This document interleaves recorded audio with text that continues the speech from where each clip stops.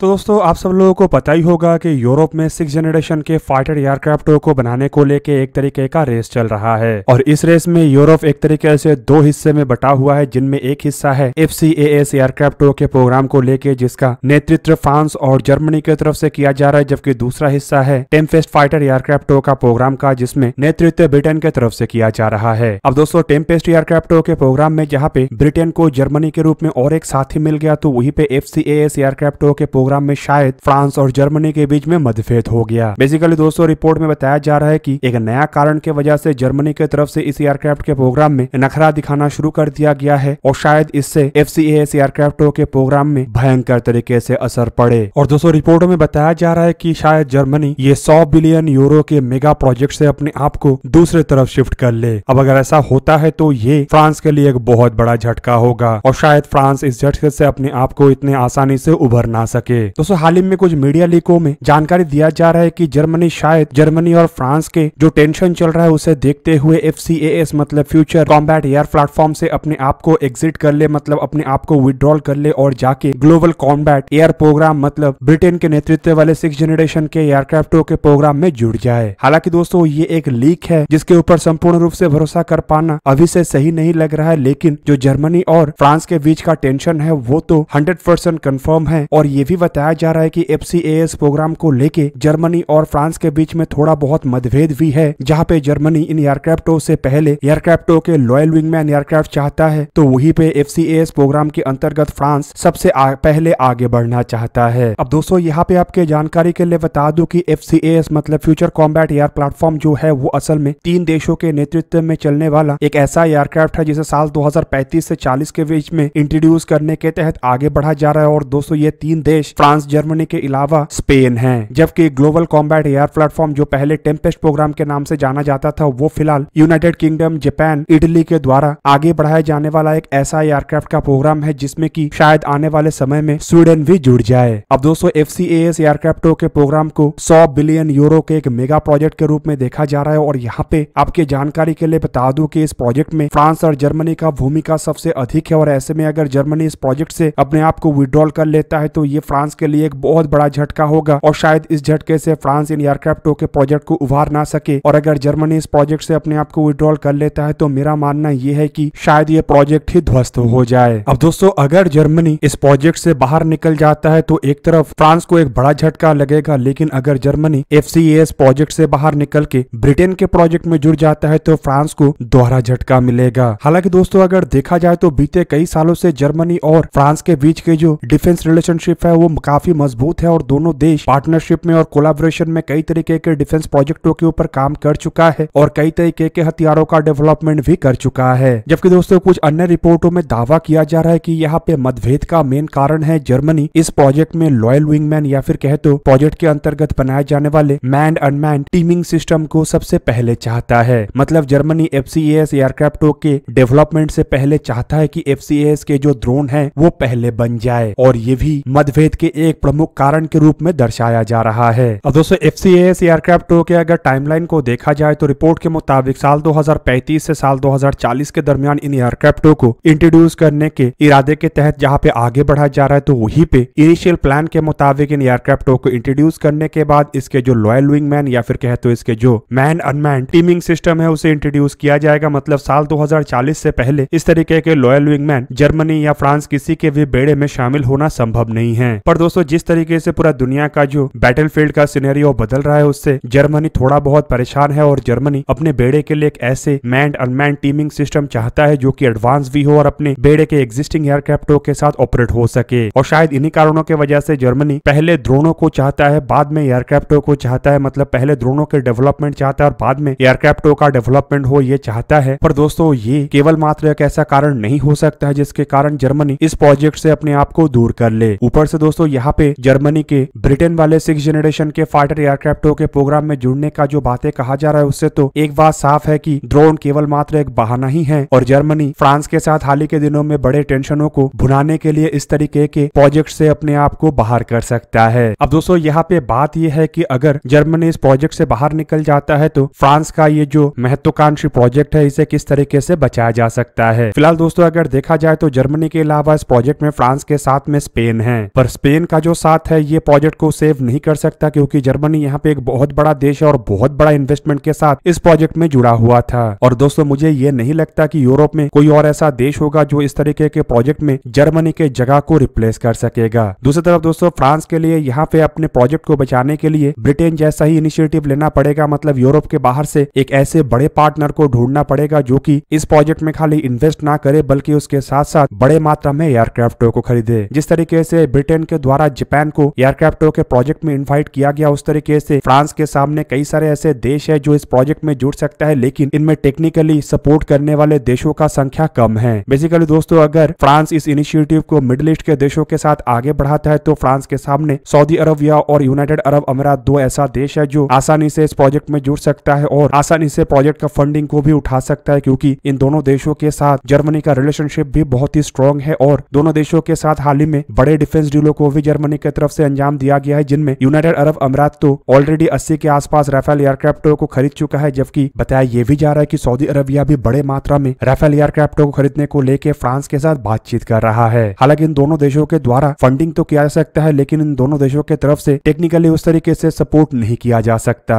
और दोस्तों technical support अगर फ्रांस को किसी एक देश से मिल सकता है तो वो है भारत। हालांकि भारत का इस तरीके के प्रोजेक्ट में जुड़ने का संभावना काफी कम है, क्योंकि भारत अपने खुद के AMCA प्रोजेक्ट को डेवलप कर रहा है जो कि 6th जनरेशन के टेक्नोलॉजी के साथ होगा और AMCA Mark II एयरक्राफ्ट असल में एक 6th जनरेशन का एयरक्राफ्ट होगा। हालांकि दोस्तों कुछ अनकंफर्म्ड रिपोर्टों में यह भी दावा किया जाता है कि फ्रांस की तरफ से कई बार भारत को अपने FCAS एयरक्राफ्टों के प्रोजेक्ट में जुड़ने को लेकर इन्वाइट किया जा चुका है, खास करके जेट इंजनों के ज्वाइंट डेवलपमेंट के ऑफर के दरमियान। हालांकि AMCA एयरक्राफ्टों के इंजनों के डेवलपमेंट भारत फ्रांस के साथ ही करेगा। ऐसे में दोस्तों अगर फ्रांस थोड़ा और प्रयास चलाता है तो शायद भारत से यहाँ पे कुछ टेक्निकल इनपुट फ्रांस को मिल सके। हालांकि इसका संभावनाएं कम है, लेकिन फिर भी थोड़ा बहुत ऐसा संभावनाएं बाकी है जो कि फ्रांस को इस दुविधा से बाहर निकाल सकता है। अब दोस्तों ये जो future combat air system project को अगर देखा जाए तो ये एक प्रोजेक्ट नहीं है, बल्कि ये फेज 1A और फेज 1B के अंतर्गत आगे बढ़ाए जाने वाले कई सारे प्रोजेक्ट है, जिनमें सबसे पहला है नया जनरेशन के फाइटर एयरक्राफ्ट या फिर कहे तो न्यू जनरेशन फाइटर, जो कि डैसोल एविएशन और एयरबस के द्वारा बनाया जाएगा। जबकि दूसरा प्रोजेक्ट है अनमैन्ड सिस्टम रिमोट कैरियर, जो कि एयरबस और MBDA के द्वारा बनाया जाएगा। तीसरा है कॉम्बैट क्लाउड, जो कि एयरबस और थेल्स के तरफ से बनाया जाएगा और इसमें सबसे प्रमुख है इंजन, जो कि सैफ्रॉन और MTU एरो इंजन के तरफ से बनाया जाएगा। और दोस्तों यहाँ पे अगर जर्मनी बाहर निकल जाता है तो इन इंजनों के डेवलपमेंट में भी मुश्किल होगा, क्योंकि जो MTU एरो इंजन है वो जर्मनी का कंपनी है। और इसी कारण दोस्तों यहाँ पे भारत को फ्रांस एक पार्टनर बना सकता है, क्योंकि फ्रांस ऑलरेडी भारत के साथ एक नया जनरेशन की इंजन को बनाएगा और अगर MTU यहाँ से निकल जाता है तो वो पार्टनरशिप भारत के कंपनी के साथ हुआ और अगर एक ही इंजन को दोनों एयरक्राफ्ट मतलब AMCA और FCAS प्रोग्राम दोनों में ही इस्तेमाल किया जा सका तो ये दोनों देशों के लिए ही लाभदायक होगा।